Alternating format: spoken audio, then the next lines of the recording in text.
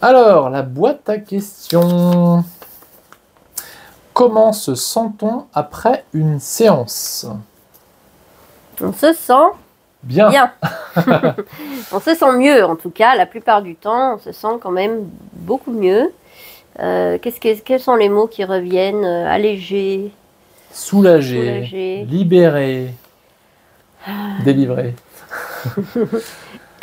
Dans la compréhension, dans... Il y a souvent une forme, même parfois un peu d'euphorie qui peut être là, du fait que, ah, il y a quelque chose qui se... C'est comme si aussi, moi j'ai envie de dire ça, que l'enfant se libère aussi à l'intérieur. Comme beaucoup des traumatismes qu'on vient libérer sont d'ordre infantile, c'est comme si la spontanéité de l'enfant, le côté joyeux, peut enfin se réveiller. Et ça, c'est souvent ce que j'entends dans les séances, c'est qu'il y a un côté léger, joyeux qui peut se montrer. Mm. Je me rappelle en formation, il y a quelques semaines de ça, où il y a une stagiaire que j'avais prise en démonstration devant le groupe, sur un travail assez profond d'ailleurs, et qui après a fait le clown pendant toute la fin de la journée. Elle mettait un nez rouge, un truc, elle jouait, voilà, c'est vraiment comme si, enfin, l'enfant qui était jusque-là soumis, ou qui était bloqué, pour elle, je crois beaucoup soumis, était devenu un enfant libre, et ça c'est très agréable. Mm. On voit ça en effet très souvent, surtout dans les protocoles de décémo relationnels, Oui. que cet enfant figé un petit peu dans cet espace traumatique, il oublie que c'est un enfant. Alors soit il bouge plus, il est prostré un petit peu. Enfin, la plupart du temps, c'est ce qu'on va voir. Et là, dès qu'on a fait le travail et qu'on peut questionner l'enfant et que de quoi a-t-il envie maintenant, il a envie de trucs d'enfant. Il a envie de câlins, il a envie de jouer, il a envie de dire c'est quoi ça? Et c'est quoi ça? De découvrir, d'explorer le monde, et avec beaucoup plus de tranquillité et avec beaucoup plus en effet d'enfantillage, quoi. Mm-hmm. Et ça c'est beau de réinvestir l'enfant dans sa fonction d'enfant. Et, oui, oui, et puis de pouvoir à nouveau être dans la créativité, dans le jeu, en effet. Il y a aussi des cas plus simples, entre guillemets, où il y avait un gros trauma qui était là depuis très longtemps. J'ai en tête cette personne qui est venue me voir qui avait 80 ans, je crois, hein, c'était quand j'étais dans le Haut-Var à Ops, qui avait été violée par je ne sais plus qui, peut-être un membre de la famille ou un autre, quand elle avait 12 ans, et qui portait depuis 68 ans, un truc comme ça, ce secret, dont elle avait honte évidemment, et en une seule séance, pour le coup ici, j'avais pu l'aider à se libérer de ça. Et ça, c'est les endroits où simplement la vie revient. Il n'y a rien à dire de plus que ça, quoi. Voilà, il y a ces cas qui sont des cas évidemment hautement positifs et joviaux. Il y a aussi d'autres cas, hein, il ne faut pas se le cacher, où c'est plus complexe. Ça ne veut pas dire que c'est négatif, bien au contraire. C'est que parfois, moi j'aime bien voir qu'il y a un peu une pompe à trauma. Et quand un trauma est libéré, ça appelle d'autres traumas qui peuvent monter à la surface.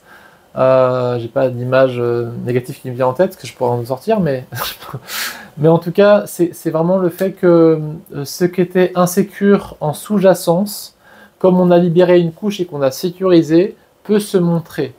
Et ce qui peut paraître insécure, en fait, se montre parce que c'est sécure. Et c'est pas que c'est pire maintenant, c'est que au contraire, il y a tellement de profondeur dans la sécurité que les traumatismes plus profonds peuvent se montrer, même si, en effet, au premier abord, ils peuvent paraître pour la personne plus inconfortables, voire plus insécurisants, mais c'est un passage a priori obligé pour aller plus en profondeur dans son système nerveux et inconscient. Et voilà, moi j'aime bien aussi, je transmets ça aussi en formation, en atelier aussi, transmettre ce qu'on appelle le SAV. C'est que, voilà, dans le travail sur le trauma, surtout les protocoles oculaires, davantage que les autres protocoles qu'on a pu mettre en place, permettent au cerveau d'associer librement des choses qui sont anciennes, qui peuvent émerger parfois en séance, et on les prend en charge directement, parfois qui demandent plus de temps, plusieurs nuits, plusieurs semaines avant de laisser émerger autre chose. Et là, moi j'aime bien proposer aux praticiens des CMO de pouvoir proposer à leurs patients, clients, sujets de thérapie, de les appeler quelques instants seulement pour venir sécuriser et mettre une perspective pour aller voir ces endroits-là plus tard en thérapie. Oui, ce qui m'est venu aussi sur des chocs émotionnels très ponctuels, type accident ou ce genre de choses. Dans nos protocoles, on évalue l'inconfort généré par le fait de se connecter à cet événement. Et du coup, là, comment se sent la personne à la fin, bah, c'est elle-même qui va l'évaluer. Parfois, on attaque le protocole et on dit à combien se manifeste l'inconfort dans votre corps quand vous évoquez. Sur 10, de 0 à 10, donc 0 tout va bien, 10 ça va très mal. Parfois les gens répondent 200 sur 10 et à la fin on tombe à 0,5 ou à 1 sur 10.